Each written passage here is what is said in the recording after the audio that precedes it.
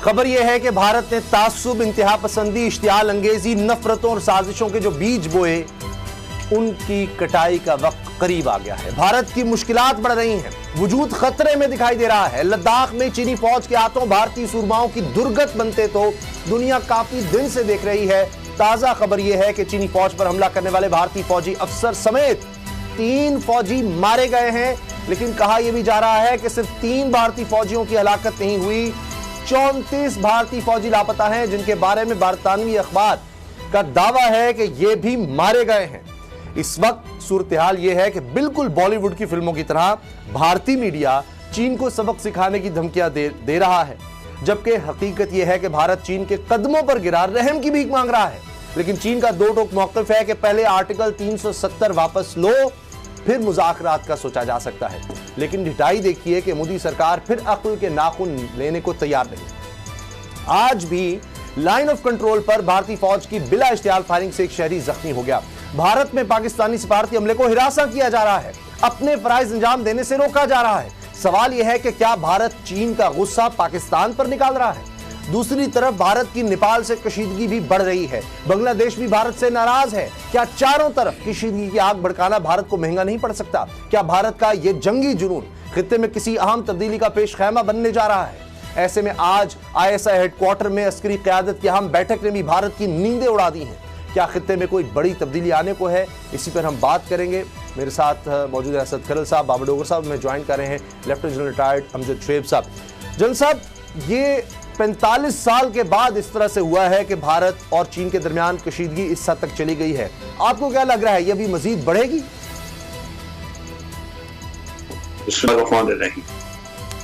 देखिए, ये जो हलाकतें हुई हैं इसका तो लाजमन एक इम्पैक्ट होगा कि कशीदगी बढ़ेगी, लेकिन इसका सारा दारोमदार इस सारे खेल का भारत के ऊपर है, क्योंकि भारत ने ही ये सारा तमाशा शुरू किया था। वो यूं है कि जब भारत ने आर्टिकल 370 एब्रोगेट किया, खत्म किया जी, तो उसके बाद ये एकतरफा एक्शन इन्होंने किया कि यूनियन टेरिटरी बना दी कश्मीर को और लद्दाख, जानते हुए कि ये एक मुतनाज़ा इलाका है और यूनाइटेड नेशन के रेजोल्यूशंस है इसके ऊपर, और रेजोल्यूशन जो है वो आप इस तरह नहीं पामाल कर सकते। लेकिन भारत ने ये एकतरफा कदम किया। नतीजा ये कि पाकिस्तान ने भी एहतजाज किया, चाइना ने भी किया, लेकिन भारत ने उस एहतजाज की परवाह किए बगैर वो आगे बढ़ गया और इसको यूनियन टेरिटरी बना दिया। अब चाइना ने उसका रिएक्शन दिखाया जमीन पे। भारत के पास 3 ही ऑप्शन है। एक तो ये कि या तो जंग करे, जंग के जरिए इनको निकालने की कोशिश करे। आज नुकसान हुआ है, कल इससे कहीं ज्यादा होगा, क्योंकि चाइना एक डेफिनेटली बड़ी कुव्वत है और ताकत का तवाज़ुन उनके हक में है, भारत के हक में नहीं है। दूसरा उनके पास जो अमल है वो ये है कि फिर यूनाइटेड नेशन में चले जाएं, वहां जाके कहें, लेकिन वहां जा नहीं सकते इसलिए कि यूनाइटेड नेशन की करारदादों की तो खिलाफवर्जी इन्होंने खुद की थी, लिहाजा वहां भी इनके लिए मुश्किल है। तीसरा किस्सा रह जाता है बातचीत का। अब बातचीत के जरिए हल करना पहले भी इनके लिए ऑप्शन थी, अब भी ऑप्शन है। अगर ये करें तो मेरा नहीं ख्याल कि मसले का हल ये होगा कि चाइना वापस चले जाए। नहीं, चाइना वापस नहीं जाएगा। चाइना उसी सूरत में वापस जाएगा जब भारत आर्टिकल 370 को खत्म करके तो मुतनाज़ा इलाके को दोबारा मुतनाज़ा बना दे, चाइना वापस चले जाएगा।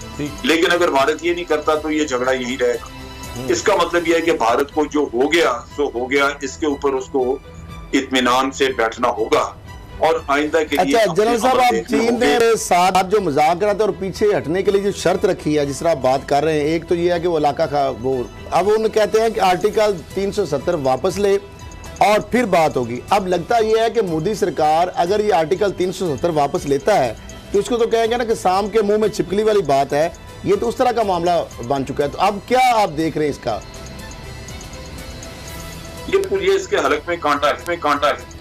इसका मसला इसके लिए है बहुत बड़ा कि अगर ये आर्टिकल 370 को वापस लेके आते हैं और कश्मीर के मुतनाज़ा हैसियत बहाल करते हैं तो फिर मोदी का पॉलिटिकल कैरियर दफन हो गया। मोदी को हुकूमत जो छोड़नी होगी, हुकूमत नहीं कर सकेगा इस मुल्क में।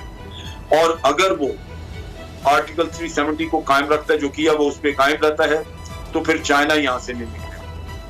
इसमें तीसरा रास्ता जो उसके पास है, जो ये वो इख्तियार कर सकता है, वो ये है कि अपने पब्लिक की तवज्जो हटाने की, क्योंकि पब्लिक में इस वक्त एक बहुत परेशानी का आलम है वहां पे कि भारत जो हर वक्त बहुत अपने मसल दिखाता रहता था, आज चाइना के सामने वो भीगी बिल्ली क्यों बना हुआ है?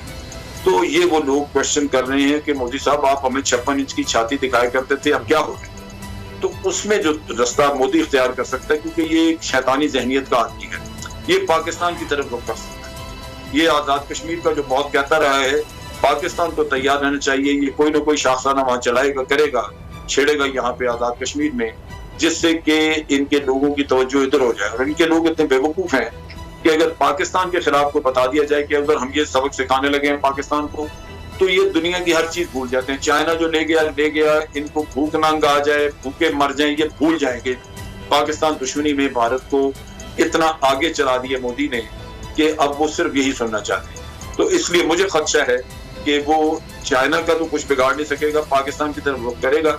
और पाकिस्तान को आज तैयारी ये करनी चाहिए कि सिर्फ आजाद कश्मीर का दिफा नहीं करना, बल्कि मोदी मौका मुहैया करे तो आपने मकबूजा कश्मीर को रिहा कराना है, मकबूजा कश्मीर को आजाद कराना है। हमारा ये वो फैसला होना चाहिए और ये तैयारी होनी चाहिए। जनरल साहब, अभी आपने कहा मोदी पाकिस्तान को मौका फराहम करे तो हमने कश्मीर को आज़ाद करवाना है।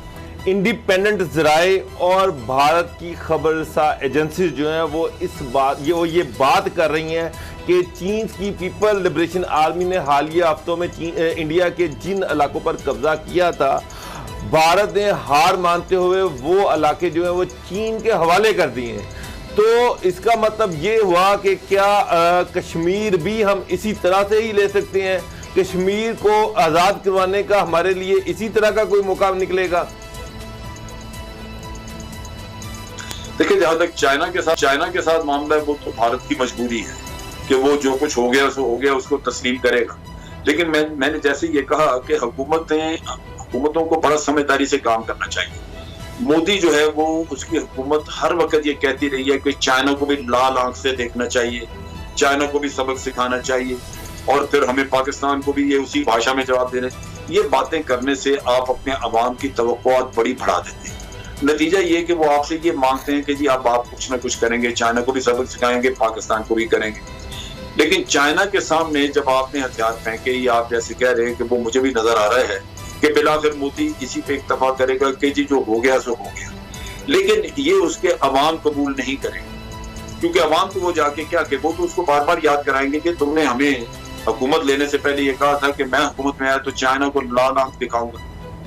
तो ये वो चीज है जिसकी वजह से वो मजबूरन, जिस तरह उन्होंने पहले बालाकोट किया, या जिस तरह उन्होंने कोई वो सर्जिकल स्ट्राइक की कहानी करते हैं, ये या तो कोई झूठा ड्रामा रचाएंगे पाकिस्तान के खिलाफ, या फिर ये कि कोई ना कोई किसी इलाके पे हमला करके कब्जा करने की कोशिश करेंगे।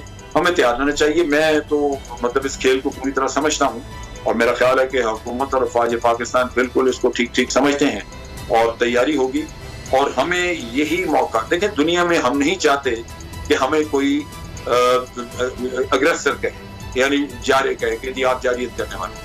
जारियत भारत करे, लेकिन उसके बाद फिर ये इनिशिएटिव हमारे हाथ में होना चाहिए कि एक दफा भारत ने शुरू कर दिया, भारत जारे कहलाए दुनिया में, लेकिन फिर काम हमारा शुरू हो जाए कि हम मकबूजा कश्मीर की तरफ बढ़े। वहां पे कश्मीरी अवाम इनको पीछे से कश्मीरी अवाम इनको सदा दें, इनके ऊपर हमले करें, आगे से हम इनको पकड़ें, और फिर कश्मीर आजाद कराया जाए।